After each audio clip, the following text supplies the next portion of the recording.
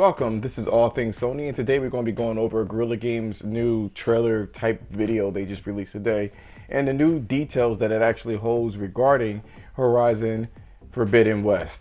Let's begin. Although this is not the actual trailer Guerrilla Games released today, I wanted to go over some of the details, starting with the locations. They mentioned that Horizon Forbidden West actually stretches from Utah to the Pacific Islands, which I don't know if you guys know, but Utah was actually presented in the first game. It was actually the Carja territory. And if that is the case, it could mean that a lot of the level from the first game is actually in the sequel. I bet you didn't think about that, did you? Now, one of the cool things about what they've said is that, California is going to have a lot of different locations, a lot of places for you to explore, and it's a lot more dense than the first game. Swamps being one of them. I mean, think about what swamps actually mean. It could possibly mean that the environment could affect Aloy's movements, or just be super dangerous environmental hazards such as quicksand and things of that nature. I mean, I really can't wait to see what they have to offer. I'm a little bit too excited, so we gotta really temper our expectations. Guerrilla Games also talked about wider and deeper for the environments. Of course, it's going to be bigger than Horizon Zero Dawn, but then it just looks like exploration is going to be one of those things that they are really focusing on. I feel like there's going to be so much density to actually explore. Another point of interest in their new trailer video, whatever you want to call it, is that you have these underwater sections. It is possible that you will be able to use the snap maws to traverse faster, or there's some way actual animals. Why do they need to patrol the skies is very interesting indeed. It could possibly mean that there are flying mounts that get you from point A to B quickly. Guerrilla Games also talked about blights and superstorms. Now, a superstorm is a thunderstorm and perhaps the most violent of all thunderstorms, capable of producing damaging winds, hail, and weak to violent tornadoes. So we are going to be expecting violent weather changes because they said that the biosphere is breaking down, which they kind of alluded to in the first game. I'm all for it. I mean, who knows? I'm not sure what the whole blight, that these weird plants are, but it has something to do with the AI that controls them. Going back to the superstorms, I had to figure out what exactly would a superstorm do for the environment and why is it caused, and it has something to do with a lot of pressure, and it just seems like this world is going out of control, so we're going to definitely see some wild storms and lightning and shit like that for sure. Guerrilla Games also mentioned different tribes, both being hostile and friendly. So I imagine that there are some zones that you can't cross until you level up.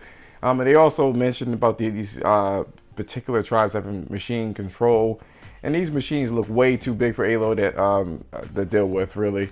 Segueing into different machines, they mentioned that this particular machine had different weapons, a whole bunch of weapons that were already difficult to handle by themselves. Now you got these different tribes that have controlled them. I mean, it just looks like a co-op setup if you really look at it. It just does. This machine looks like it's way bigger than Aloy to handle. It's too big, too much. And now onto some PlayStation 5 news.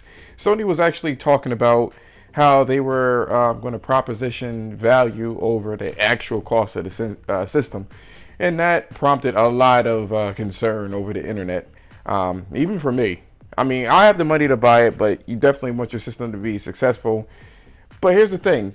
Sony in the past gave you some post-mortem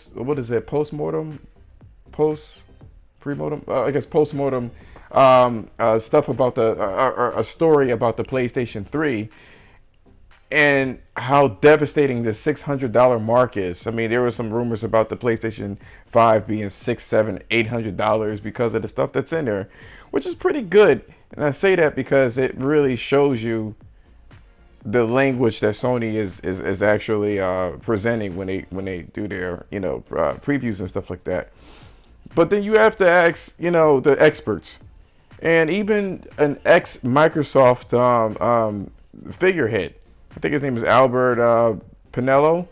He states there's no way the PlayStation 5 will cost over $499, and I agree with him.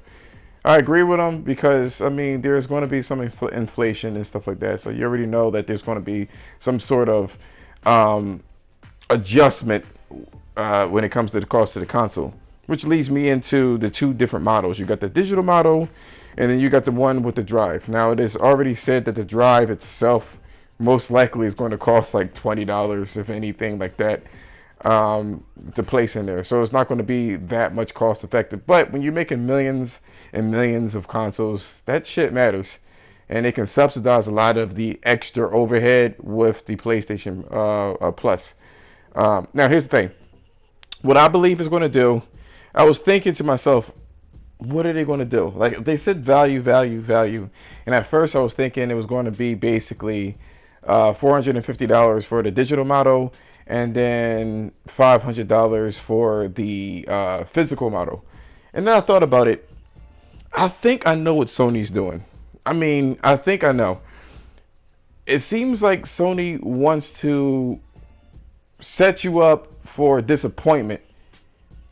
They want to set that disappointment up to make you feel like it's going to cost a lot of money and then come out of nowhere because they have to play the game with the competition as well, and then come out of nowhere and be like, hey yo, it's really not that deep, you know. So it'll be more expensive, but because they were setting everybody else to think that it was going to be like really really expensive, when they do release it at a little bit lower price than what you expect, the impact will be that much more impactful, so to speak. So that's what I think that they're kind of doing low key. They're not slick. I think what now that I'm looking at it is going to be $400 for the digital, and then $500 for the for the physical. And then obviously it's more conducive for them to do the digital because it's going to make people gravitate towards the store. I don't really want shit like this to happen, but at the same time, it's a business. This is shit. This is the shit that you need to expect. But they do have a lot of technology packed into there, though. You got to give them that. I mean, this controller stuff seems to be like super fucking advanced. I mean, we're talking about these adaptive triggers, which a little bit it doesn't concern me, but it concerns me with pricing. Who knows? Who knows? But I was thinking to myself when I was looking at the Ratchet and Clank demo, what if with the adaptive triggers, when you're pulling those rifts, it'll give you some tug or some pull depending on how far it is. And you got to really focus on, you know, squeezing those triggers to bring that rift back in there. I mean, that could be some cool shit. I mean, that's my little geeked out fantasy there.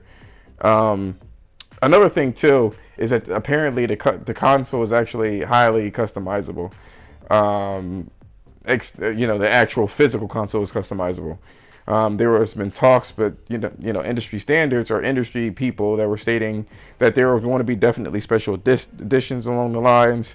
People were saying that this is by far the most customizable console in ways that you haven't seen before. So maybe those little lip things, I don't know what it is, it's going to be, you could take them off, those little flaps. They also talked about the UI, and they said before, or they were saying about the UI, that it would feature a new visual language as well. It will be different from the previous consoles, and they're excited about it because it's a really practical UI, totally different visual language, and completely re-architecting the user interface. They stated that it's going to basically be milliseconds to do anything that you want to do. So I'm all for that. I'm all for that. And lastly, I would like to talk about people being actually mad at Herman Hulst. People are so very upset with this dude. They're upset about, oh, he's the downfall of PlayStation. This guy, they need to burn him at the stake and stuff like that. But let me tell you something. Sony has been doing this exclusive shit. I'll put it to you like this. They were already putting, what do you call it? Heavy Rain, Detroit Become Human, all of this stuff before Herman even got to the position that he was doing. This was inevitable for Sony, and they're trying to expand their business. This was already going to happen.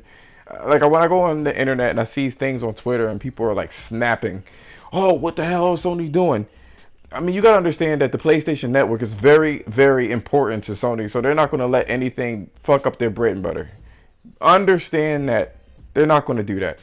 And as a matter of fact, you know, they mentioned something that kind of gave me a little bit more hope. If you didn't notice, one of the executives stated that the exclusives are more important than ever.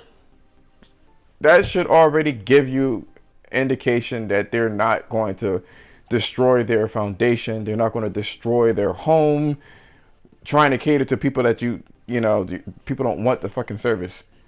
What they're trying to do is to get people, because they weren't going to buy a PlayStation 4 or 5. They want to get people to go from the PlayStation 4 or the PC over to the console. Anyway, let me know in the comments what you liked or disliked about the video, and if you liked it, a sub would be appreciated. Thank you so much. Have a great night or day or whatever.